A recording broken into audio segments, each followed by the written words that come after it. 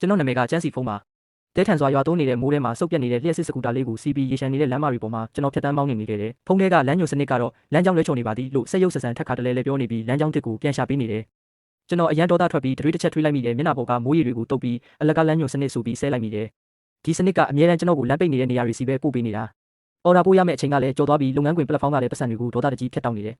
ယ်ဒီအမှတ်မရှိတဲ့မိုးကလည်းကျွန်တော်ရဲ့နောက်ဆုံးမျှော်လင့်ချက်လေးကိုတောင်ငိမ့်တက်ပစ်တော့မဲ့အတိုင်းပဲအော်ဒါတက်တာတွေကစက်သားဟင်းအိရဲ့မှတ်ချက်ထဲမှာလည်းနောက်ကျရင်အမှတ်လျှော့မယ်လို့ရေးထားသေးတယ်ဒါဟာကျွန်တော်အတွက်တော့နောက်ဆုံးတီးခံနိုင်စွမ်းကိုကုံဆုံးစေတဲ့အရာပဲကျွန်တော်ဖုန်းကိုတစ်ချက်ကြည့်လိုက်တော့လက်ကျန်ငွေက239.4တရွမ်ပဲရှိတော့တယ်အိမ်လခပေးဖို့က3ရက်ပဲလိုတော့ပြီးကျွန်တော်က900ကျော်တောင်လိုနေသေးတာကျွန်တော်စိတ်ထဲမှာအရန်နာကြီးမိပြီးနောက်ဘဝကျရင်ဘယ်တော့မှအော်ဒါပို့တဲ့အလုပ်မလုပ်တော့ဘူးလို့ညကောင်းခင်ရန်ကိုကြည့်ပြီးကြိတ်ဆိုလိုက်တယ်အဲ့ဒီနောက်ကျွန်တော်မိမိကိုဖျက်မောင်းလိုက်မိတယ်ဒါပေမဲ့တေမင်းကရှစ်တက်တက်မှာရောက်နေတာကိုတော့ကျွန်တော်မမြင်လိုက်မိဘူးလျှက်စီးတစ်ခုကညကောင်းခင်ရန်ကိုဖျက်ဆီးသွားပြီးနောက်တစ်စက္ကန့်မှာတော့ဆူရှာတဲ့ကားမီးရောင်တွေကကဘာကြီးတစ်ခုလုံးကိုလွှမ်းမိုးသွားတယ်ဝုန်းခနဲ့အတန်နဲ့အတူကျွန်တော်လွတ်ထွက်သွားတယ်လို့ခံစားလိုက်ရတယ်လေထဲမှာ3ဘက်ခွဲလောက်လဲထွက်သွားတာကရုပ်ရှင်တွေကနှိကွေးတဲ့ပြကွက်တွေတိုင်းပဲပျက်စီးသွားတဲ့စကူတာအစိပ်ပိုင်းတွေကလေထဲမှာပြန့်လွင့်နေပြီးအော်ဒါတစ်တာကပွတ်ထွက်သွားကမာလာရှန်ကောနဲ့နိုးလက်ဖက်ရည်တွေကထူးဆန်းတဲ့အကွေးဆန်တွေနဲ့လေထဲမှာပြန့်နှံ့သွားတယ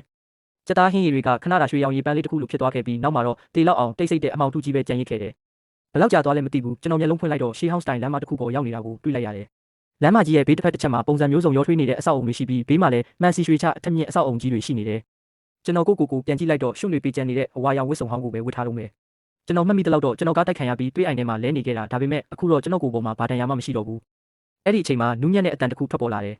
ယ်အဲ့ဒါကဝိုင်းဆက်တဲ့မျက်မှန်ကိုတတ်ထားပြီးတက်ပလက်ထဲပေါ်တစ်လုံးကိုကင်ထားတဲ့လူလက်ပိုင်းအမျိုးသားတစ်ယောက်ပါကျွန်တော်တုံရင်နဲ့ကျွန်တော်တေးပြီးလားလို့မေးလိုက်တယ်သူကမျက်မှန်ကိုပင့်လိုက်ပြီးဂုံယူပါတယ်ကျန်းစီဖုန်းခမရဲ့တက်တန်းကမကုန်သေးဘူးလို့ပြနေတယ်လို့စခရင်ကိုပွေရင်ပြောလိုက်တယ်ကျွန်တော်ဝမ်းသာသွားပြီးကျွန်တော်ပြန်သွားလို့ရလားလို့အမြန်မေးလိုက်မိတယ်ဒါပေမဲ့အဲ့ဒီလူရဲ့စကားကကျွန်တော်ခေါင်းပေါ်ကိုရေခဲရေနဲ့လောင်းချလိုက်တယ်လို့ပဲခမရဲ့ခန္ဓာကိုယ်ကလူပြည်မှာမိတကြိုပြီးသွားပြီးအခုပြန်သွားရင်တော့လေလွင့်နေတဲ့ဝိညာဉ်ပဲဖြစ်မှာတဲ့ကျွန်တော်အဟစ်ပြီးကျွန်တော်မိဘတွေကဘာလို့ဒီလောက်အလင်းစလို့လုပ်ရတာလဲလို့မေးလိုက်မိတယ်ဒါပေမဲ့သူကပကုံးတွန်းပြပြီးခမမိဘတွေကစိတ်ပူလို့မဟုတ်ဘူးစေယုံကမှားယွင်းမှုဖြစ်တာငရဲပြည်ရဲ့အုပ်ချုပ်ရေးကလည်းဒီလိုပါပဲလူပြည်နဲ့တိတ်မကွာပါဘူးလို့ပြောလိုက်တယ်ဒီလိုအထိပ္ပယ်မရှိတဲ့အကြောင်းပြချက်ကြောင့်ကျွန်တော်လုံးဝကိုစိတ်ပြအားငယ်သွားပြီးစရင်သွင်းဖို့ပဲလိုက်သွားခဲ့ရတယ်နံပါတ်3ကောင်တာကစာရေးမလေးကစပင်းတစ်ဖက်ခွဲစီးထားတဲ့ကောင်မလေးတစ်ယောက်ဖြစ်ပြီးနာမည်ကရှောင်းမဲ့ကျွန်တော်ရဲ့အလုပ်ကင်ကအော်ဒါပို့တဲ့အလုပ်လို့ပြောလိုက်တဲ့အခါသူကစပွဲကိုရိုက်ပြီးထွက်လိုက်တယ်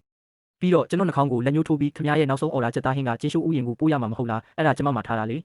ကျမတနားရီလောက်ဆောင်ခဲ့ရတာစာလုံးလို့နောက်တစ်ခါထပ်တည်တော့မလို့ပဲလို့အော်ပြောတော့တာပဲကျွန်တော်တကူလုံးကြောင်သွားတယ်ငရဲပြည်ကဒီလောက်တောင်ကျင်းလာလားဒီနေရာမှာတော့ဖောက်တယ်နဲ့လာဆောင်ရတယ်လို့ကျွန်တော်ကိုယာယီမတ်ပုံတင်ကပြတစ်ခုထုတ်ပေးလိုက်တယ်အဲကျူဌာနကနေထွက်လာတဲ့အခါလမ်းတစ်လျှောက်လုံးမှာစွန်းဦးခုံသို့မဟုတ်မုတ်ဖိုးဟင်းရည်ဆိုင်တွေနိုင်ဟဲတတာအင်ချမ်းမြေအစရှိတဲ့ဆိုင်းဘုတ်တွေကိုတွေ့လိုက်ရတယ်အဲ့ဒီအချိန်ကျမှကျွန်တော်တကယ်တည်သွားပြီဆိုတာကိုသတိထားမိတော့တယ်ကျွန်တော်အဖို့မတီခင်ကပေးခဲ့တဲ့တစ်သားဆွဲသီးလေးကိုထုတ်ကြည့်လိုက်တယ်သူကဘေးကင်းအောင်စောင့်ရှောက်ပေးမယ်လို့ပြောခဲ့ပေမဲ့အခုတော့ငရဲပြည်အထိပါလာခဲ့ပြီးအဖိုးကအသက်ရှိစဉ်ကတည်းကနတ်ဝင်တီလိုဘာလိုနဲ့သူထားခဲ့တဲ့ဒီပစ္စည်းလေးကအခုတော့ကျွန်တော်အတွက်တစ်ခုလေးတော့နှစ်သိန်းရဖြစ်နေတယ်ကျွန်တော်တမိုးနဲ့အိမ်ရရှောက်ထားတဲ့နေရာကိုရောက်တဲ့အခါတန်းစီနေတဲ့လူတွေကအရှိကြီးပဲရှေ့နားမှာချင်းမင်းဆက်ဝစ်စုံဝစ်ထားတဲ့ဦးလေးကြီးတစ်ယောက်ကအကျယ်ကြီးဖြစ်တောက်ပြောနေတယ်ငါကအသက်ရှိစဉ်ကမင်းသားတစ်ပါးဖြစ်ခဲ့တာဒီကိုရောက်တာတော့တန်းစီနေရသေးတယ်တဲ့ဘေးကလူတွေကလည်းအခုငရဲပြည်မှာကအားလုံးတန်းတူပဲငရဲမင်းရဲ့ဆွေမျိုးဖြစ်ရင်တော့တန်းစီရမှာပဲလို့ဝိုင်းပြောနေကြတယ်ကျွန်တော်စိတ်ထဲကနေဒီငရဲပြည်ကအင်ချမ်းမြေပြဿနာကလူပြည်ထက်တောင်ပိုဆိုးနေပါလားလို့တွေးနေမိတယ်အဲ့ဒီအချိန်မှာပဲကျွန်တော်ကန်ကျမကပြောင်းလဲသွားတယ်ကျွန်တော်အလဲရောက်လို့စာရေးကောင်လေးကကျွန်တော်နာမည်ကိုကြားလိုက်တာနဲ့သူကထိုင်ကုန်ပေါ်ကနေဝုန်းကနေထွက်လိုက်တယ်သူကစခရင်ကိုမျက်လုံးအပြူသားနဲ့စိုက်ကြည့်ပြီးခမရဲ့အဖိုးကချမ်းချမ်းရှိနက်ဆရာကြီးလားလို့တုံရင်နဲ့မေးတယ်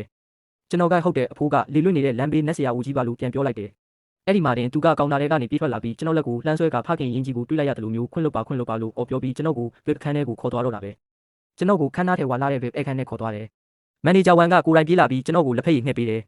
သူကကျွန်တော်လေပင်ကဆွဲသီးကိုကြည့်နေတဲ့အကြည့်ကတကယ်ကိုတကိုးရှင်တယောက်ကိုကြည့်နေတဲ့အတိုင်းပဲသူကဒီတစ်သားပြားကနက်ဆရာအမိတ်တော်ပြားပဲခမအဖိုးချမ်းချမ်းရှိကငရဲပြည်ရဲ့အကြီးကဲအဆင့်တန်းရှိတဲ့သူငရဲမင်းကြီး30ပါးတောင်တွေ့ရင်အယိုအသေးပေးရတာလို့ပြောတယ်ကျွန်တော်နားထောင်ရင်းနဲ့ကြောင်နေမိတ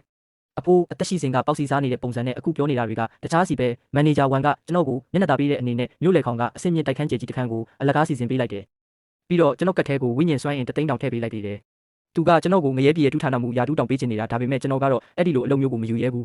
းဒါကြောင့်ကျွန်တော်ရဲ့အလုပ်ဟောင်းကိုပဲပြန်လုပ်ပေးရစီလို့ညှင်းလိုက်တဲ့အခါသူကကျွန်တော်ကိုနှိမ့်ချတတ်သူဆိုပြီးချီးကျူးနေပြန်တယ်ကျွန်တော်ရွှေရောင်ကက်ကက်ကိုကင်ပြီးတကားဝါမှာရက်နေတဲ့အခါနိုးမလာခြင်းနဲ့အိမ်မက်တစ်ခုကိုမှတ်နေတယ်လို့ပဲကျွန်တော်ဝန်ချွမ်းမြစ်ဘေးကခန်းသားထဲဝါလာတဲ့အင်ကြီးထဲမှာနေရပြီး180စတူရန်မီတာကျဲတဲ့တိုက်ခန်းကပြင်ဆင်ထားတာကလည်းအမခံပ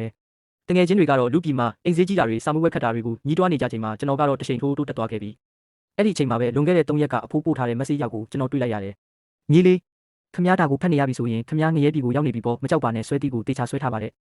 ့အဖိုးကဘလို့များဒီလောက်အထိကြိုတိနေတာလဲငရဲပြည်ရဲ့မနက်ခင်းကပန်းခရမ်းရောင်တန်းနေတယ်ကျွန်တော်နိုးလာတဲ့အခါဝန်ထမ်းတွေကကျွန်တော်အတွက်ဝစ်စုံတစ်တွေလာပို့ပေးကြတယ်ရွှေချထားတဲ့အနက်ရောင်ဝစ်စုံနဲ့အုတ်ထုပ်ကတကယ်ကိုခံရလွန်းတယ်ပြီးတော့ဝိညာဉ်ပြန်လွှား Ghostly Hoverboard လို့ခေါ်တဲ့လျှက်စစ်စကူတာအသစ်ဆက်တစည်းလဲပါသေးတယ် ကျွန်တော်မှန်ထဲမှာကိုကြည့်ပြီးဒီဝစ်စုံနေတာလူပြည်မှာဆိုရင်အော်ရာပိုးတဲ့လောကရဲ့ထိပ်ပြီးပဲလို့တွေးမိတယ်ကျွန်တော်ဝိညာဉ်ပြန်လွှားကို CB ရုံးကိုသွားခဲ့တယ်ငရဲပြည်ရဲ့မနက်ခင်းရုံးတက်ချိန်ကလည်းတကယ်ကိုယူကျင်စရာပဲတပြန်စီးနေတဲ့သူတွေပကံပြပြန်စီးနေတဲ့သူတွေနဲ့ရှုပ်ရှက်ခတ်နေတာကျွန်တော်ရုံးချုပ်အဆောက်အုံကြီးစီကိုမောင်းလာခဲ့တယ်အဲ့ဒီမှာငရဲပြည်ဆိုတဲ့ရွှေရောင်စာလုံးကြီးလေးလုံးကိုကြည့်ပြီးကျွန်တော်ပြုံးမိတယ်အဲ့ကျိုကောင်မလေးကကျွန်တော်ကိုမြင်တာနဲ့အရန်ကိုယဉ်ကျေးပြူငါစွာဆက်ဆံပြီး18ထက်ကမန်နေဂျာမျိုးနွားကောင်းမန်နေဂျာစီကိုတိုက်ရိုက်လွတ်လိုက်တယ်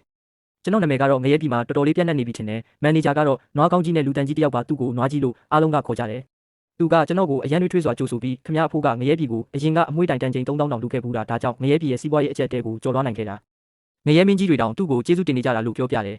သူကလက်တစ်ချက်ဝိတ်လိုက်ရုံနဲ့ကျွန်တော်ကို grip အရက်ဒေတာကအော်ရာတွေကိုပဲပို့ဖို့စီစဉ်ပေးလိုက်တယ်အဲ့ဒီနေရာကလူတွေကတော့မဟုတ်ရင်ငရဲမင်းမဟုတ်ရင်နက်ဖျားတွေပဲအော်ရာတစ်ခါပို့ရင်ရတဲ့မဟုတ်ဖို့ထက်ကတ်တင်တာမန်ဝိညာဉ်တွေရဲ့နိုင်ဝက်စာဝင်ငွေထက်ပိုများတယ်ကျွန်တော်တော့အရန်ကိုပျော်ရွှင်သွားခဲ့ပြီကျွန်တော်ရဲ့ပထမဆုံးပဲပါအော်ရာကတော့ပိုင်တခင်မစီကိုပို့ရမှာပါကျွန်တော်အစားအသောက်သွားယူတဲ့အခါတန်းစီနေတဲ့လူတွေကြားထဲမှာကျွန်တော်ရဲ့နက်ဆရာအမိတ်တော်ပြကိုမြင်လိုက်တာနဲ့ဆိုင်ဝင်နှန်းတွေရောတန်းစီနေတဲ့ဝိညာဉ်တွေရောအကုန်လုံးလန့်သွားကြတယ်သူတို့ကကျွန်တော်ကိုလက်ကလမ်းကြောင်းကနေဓာတ်ရိုက်ဝင်ခိုင်းတယ်ဝိညာဉ်အိုကြီးတွေရဲ့အားချက်မနာလို့ဖြစ်နေတဲ့အကြည့်တွေကြားထဲမှာကျွန်တော်ကတော့မုံဖိုးဟင်းရည်နဲ့ပန်းကိတ်တွေကိုတည်ပြီးထွက်လာခဲ့တယ်ဒီတော့မှပဲအခွင့်ထူးခံလူလန်းစားဆိုတာဘာလဲဆိုတာကိုကျွန်တော်တကယ်ကြီးနားလည်သွားတော့တယ်